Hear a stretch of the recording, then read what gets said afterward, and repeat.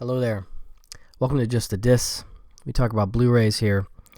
And today we're going to talk about some 4K goodness from the folks at Kino Lorber.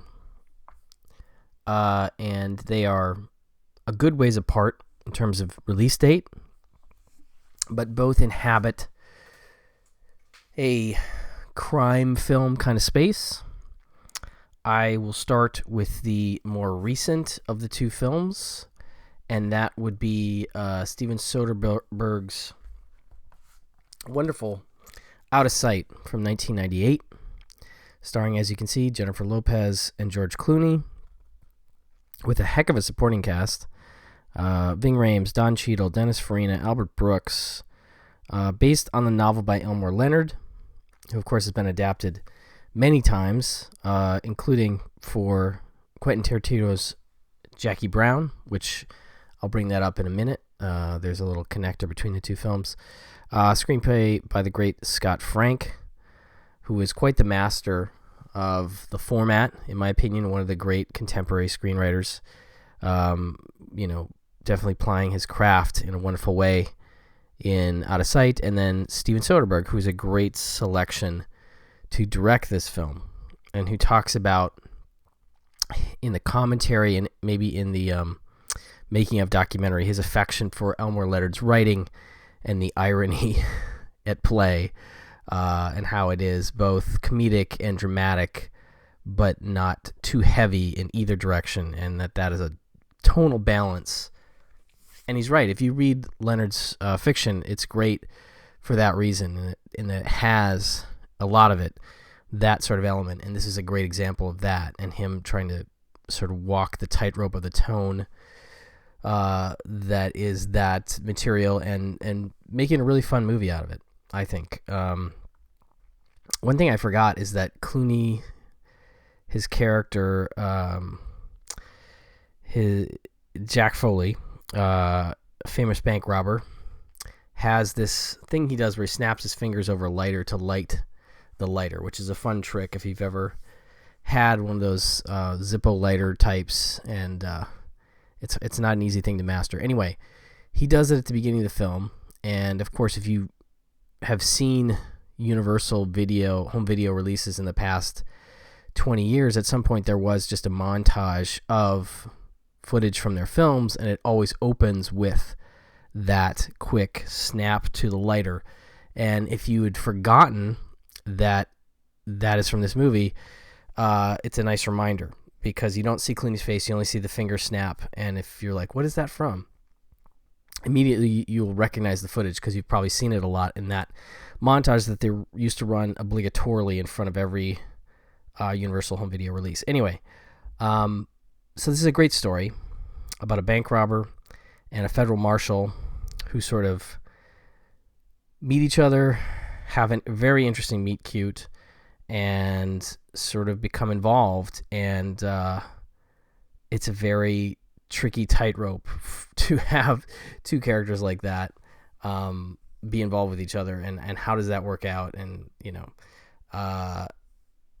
the letterboxed little thing here says, meet Jack Foley, a smooth criminal who bends the law and is determined to make one last heist. Karen Sisko is a federal marshal who chooses all the right moves and the wrong guys. Now they're willing to risk it all to find out if there's more between them than just the law. I like how that's put.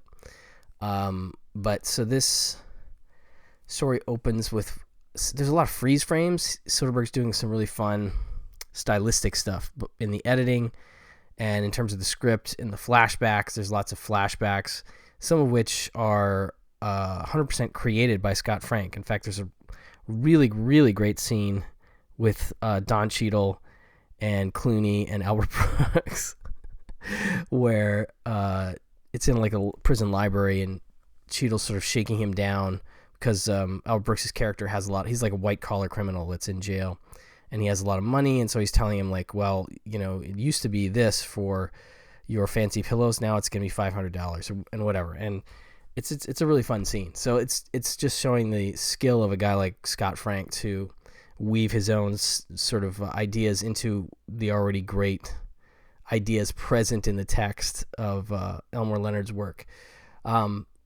So there's lots of fun stuff like that. But this cast, like I said, I read the principles there, but you also have Steve Zahn, Catherine Keener, Isaiah Washington, Luis Guzman, Viola Davis.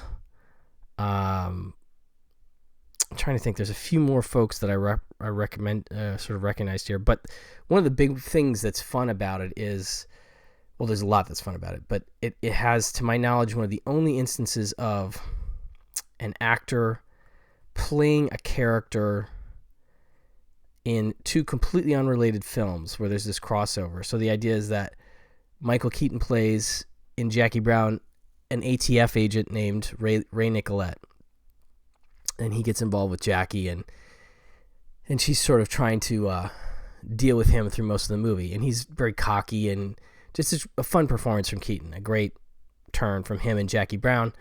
And Ray Nicolette, I believe, pops up in the source material here again. Now he's working with the FBI, and Karen Sisco is sort of like dating him a little bit. And so I think it was one of the producers' ideas to bring him in. Maybe he's not in the material at all. I can't remember. But the idea that they talked to Tarantino, and he liked the idea, and he showed Soderbergh all the footage that he had of Keaton and Jackie Brown, even stuff that didn't make it into the movie, so that he could get a sense of where he was going with the character. And it's a really great reprisal, because it's a really fun character for Keaton to play. This arrogance that he has is just so perfect. Anyway, so that's fun. Dennis Farina plays Jennifer Lopez, she's Karen Sisco, plays her dad. That's a fun thing too. Albert Brooks is this white-collar criminal. Ving Rhames is one of Clooney's characters, like criminal buddies, and Steve Zahn is like an even more bumbling. There's like a decent amount of bumbling criminals in the movie, which I had forgotten about, but I do enjoy. But it opens with a clever impromptu bank robbery that's pretty funny. And the meet cute, which I'm not going to spoil if you haven't seen it, but it has to do with a car trunk between Clooney and Jennifer Lopez, is pretty fun. There's some movie discussion in there that is hard for me not to get a kick out of. There's also I was mentioning the cast. There's a great little bit part for Wendell Davis Jr., who Soderbergh says is a friend of his, who directed, wrote, and I think he wrote and starred in the excellent Chameleon Street, a very independent con artist movie that won Sundance, I believe, when it came out. And he plays like an FBI guy in this. And so if you know what he looks like, if you're a fan of that movie, and I know some people who are, it's fun to see him pop up, and I'd forgotten he was in it, so that was great. There's also a notable love scene in the film, which Soderbergh openly admits that he's basically stealing straight from Nick Roeg's Don't Look Now. And in that film, there's a scene where Julie Christie and Donald Sutherland are making love, and he intercuts it with footage of them getting dressed, this very intimate them getting dressed scene, and it's really interestingly shot. And so Soderbergh tries to approximate something along those lines in this movie, and it's interesting to hear him talk in the commentary about how the studio is very much like, I don't know if the scene's sexy enough, but when you see the way he put it together and some of the things he left in and how he cut it, I think it really works, and it's one of the more memorable scenes of that type, so there's a lot of fun things he's doing there. It looks really the other thing I thought that was interesting he noted there is that he says that the minute he's somebody smarter than him, he called out, he didn't say who, but he wasn't sure, but said something along the lines of that the minute an actor takes their clothes off, you're watching a documentary, because his idea was that then you are distracted by the notion that, I'm seeing this actor naked now, and it's not the character anymore. You're like, it's this actor that I know from other things. And he may have a point. So there isn't nudity explicit in the film, and that's one of the things I think the studio was, less excited about.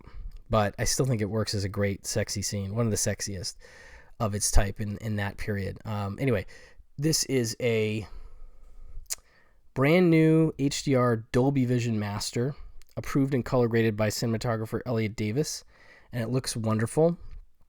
The colors definitely pop. There's some really great, there's some yellow jumpsuits in the movie that really stand out. Now, I mean, there's lots of good color and lighting, and it's just a good looking movie, and it looks wonderful in 4K. So that's highly recommended. In this case, you get a 4K and a Blu-ray. So the 4K itself only has one of the special features, my favorite of them, but I'll go into that in a second.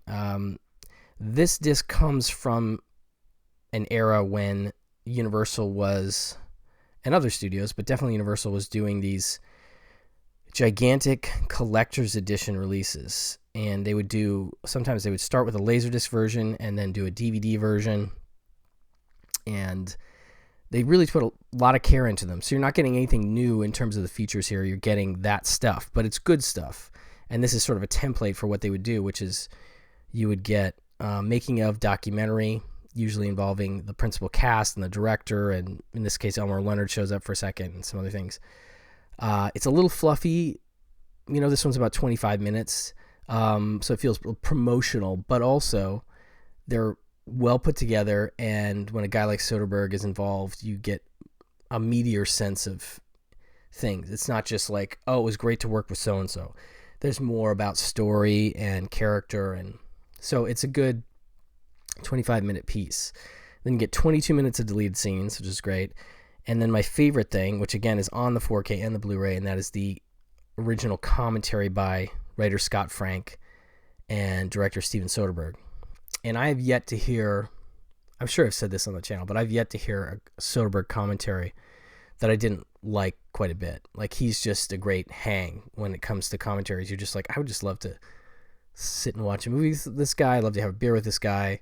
He's very, sort of both. There's some ego there, but there's also a real sense of humility in terms of the filmmaking, the mistakes that he made and things he would do different. And you just get a sense of the guy and his love of filmmaking, and he'll call out other films. He'll call out, where he took things from and things like that. But this is just a great track. And then they're both really professional filmmaker types in that they're always striving to make their films the best they can. However, that manifests itself. So taking scenes out, putting them back in, retooling them, admitting when they, almost stupidly cut something that they definitely should have left in. So it's a great conversation, and they're very familiar with each other, and they're just two really sharp guys when it comes to filmmaking. So I really enjoy that track. It is an enjoyable hang of a listen. So well worth your time, and looks great. So like I said, really solid release of Out of Sight, almost said Out of the Past, for this one from Kino. Now we're going to jump backwards in time for our second disc, also from Kino. This is Stanley Kubrick's 1955 second feature, Killer's Kiss. And this one, okay, so timeline. Kubrick does some documentary shorts in 1951.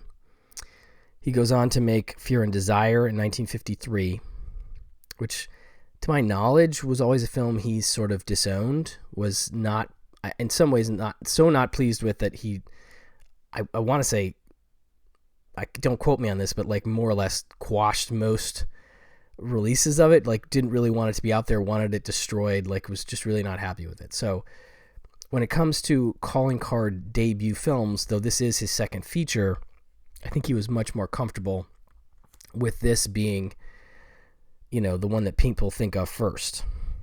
And even so, I think he was aware of its weaknesses on the script level, because it's a fairly standard story. I'm just like, I'll just read the back here of what the basics of the plot are.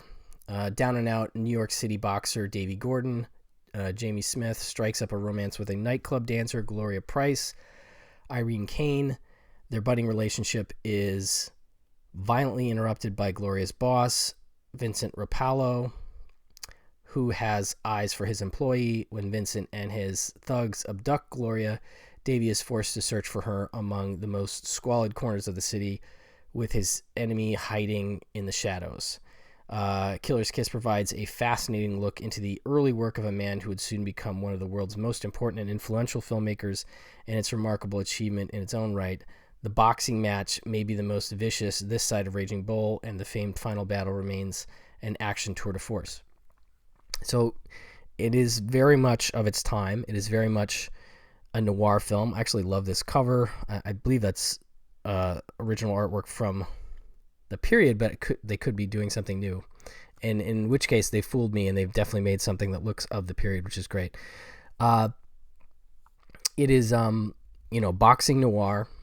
It is 67 minutes long, and the dialogue is definitely not gonna blow your mind.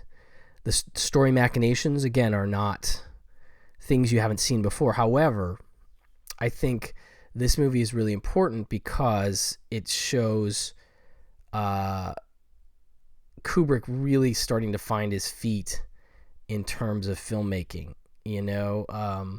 especially on the level he was doing it, which is independently produced. Same thing with Fear and Desire, especially for a guy that would go on to be one of the towering examples of, auteur supported by big budget studio filmmaking.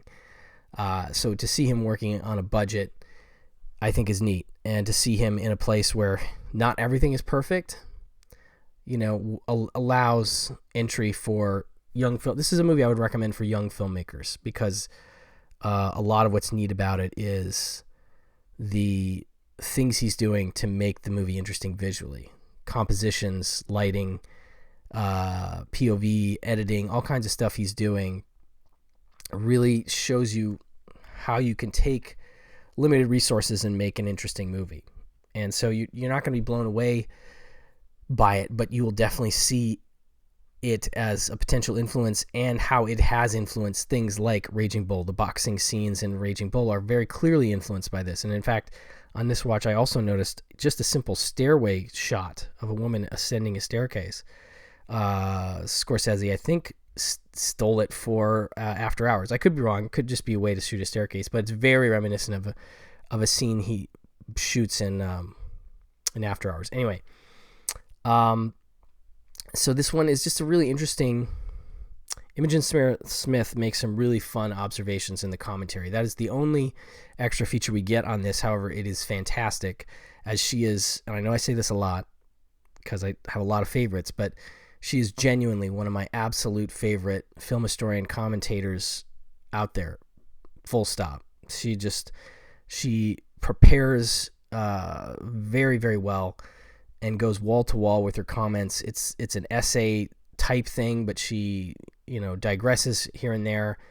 And I just always feel like I've learned a lot and experienced the film in a new way and gotten so much more context every time I listen to one of her tracks. It's like taking a great class, and I don't mean that in any sort of academic dry way. I mean, she's just really good at what she does. And that's why Criterion uses her a lot. She's tops. So in her track, she talks about the film being things like the intersection of B noir and new wave, and she definitely has some really interesting things she brings out in terms of just how it's filled with odd quirks and stylistic experiments. It is unabashedly Kubrick making a calling card film, going so far as to give himself, the editing, producing, photographed by, directed by credit, and even opting out of giving a screenplay credit to the screenwriter and saying story by Kubrick, which is true, but he doesn't include a screenwriting credit. So it's like he wrote it, but he didn't exactly. So he really wants this to be a calling card for him and is just like, I don't care. I'm just going to give all the credit to myself. And obviously that's sort of what you got to do when you're coming up. You really got to put yourself out there and make people believe it's all about what you bring to the material, which, as we know, he brought a lot. But let's see here. She said it's always more potent in its visuals than its writing. And she she really brings in a lot of just little side mentions, like just little asides. Like there's an opening scene with the boxer in his apartment building, and she talks about how Kubrick, some of his most memorable photographs for Look magazine, which I didn't even realize he got the job when he was about 16 years old. She said that a lot of them were New York-based New Yorkers alone in their apartments, alone in their dressing rooms and other enclosed spaces. And so he really mined his work at Look magazine for compositional ideas, and that you can sort of see where he's not ripping himself off, but at least being inspired by some of his favorite photographs that he did for Look, and how that sort of, obviously that goes into his filmmaking in general. I'm sure that was a very formative thing that sort of set him up in terms of thinking visually. And, so that is a fun observation. And then this is another bit where she said that he didn't want this to be a post-dubbed film like Fear and Desire, and went so far as to hire sound people, but then when he realized that the sound equipment cast shadows that were messing with his compositions and his lighting, that he just said, forget it. And he opted out and went to instead post-dub everything so that he could get visually what he wanted, which kind of lines up. But I think those little bits, those are the kind of things she brings in the commentary that are great. But like I said, overall, I think it's a really neat movie for young filmmakers. And so I think it's gotten a bit overlooked over time. I know a lot of people seem to start with Kubrick with The Killing, which he does in, I think, 56 the next year. And I love that movie, and that's one of my favorite Kubrick films. But it's fun to see both him trying out a lot of ideas that he will later use in that film and other films, in The Killer's Kiss, and to see a movie that he makes that's not perfect, that is just really ambitious and has a lot of interesting ideas visually. I think it's easier to be inspired sometimes by that sort of imperfection from a great artist than by their greatest masterpiece, where you look at it and you go, oh my God, everything about this is perfect. How could I possibly aspire to do something like this? But you see that that doesn't happen overnight. He has to come from somewhere, and I think that's where Killer's Kiss is interesting and useful. And this is also a brand new Dolby Vision HDR master from a 4K scan of the original camera negative, and it looks gorgeous. I mean, yes, it's a lower budget movie, but the black and white framing, it just looks stunning. It just looks really, really great. And so I was incredibly pleased by that. And on that level, because it is such a visual film, I must say that my appreciation for it was even further increased from the last time I watched it, which was a while ago, in finally getting to see it on this 4K. So between the presentation and the value as a inspirational piece of work and that fantastic commentary from Imogen Sarah Smith, I do think Killer's Kiss is definitely worthwhile and should be picked up. So that will do it for this episode. I thank you for watching. I thank you for listening. And I'll talk to you soon. Bye-bye.